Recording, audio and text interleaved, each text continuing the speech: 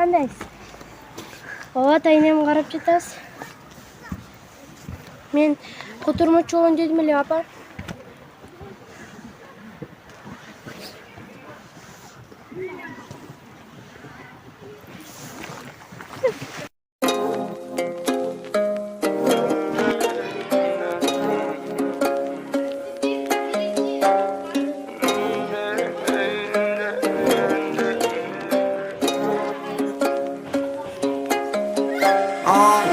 Mening oylarımda senin adın çöküp kaldı.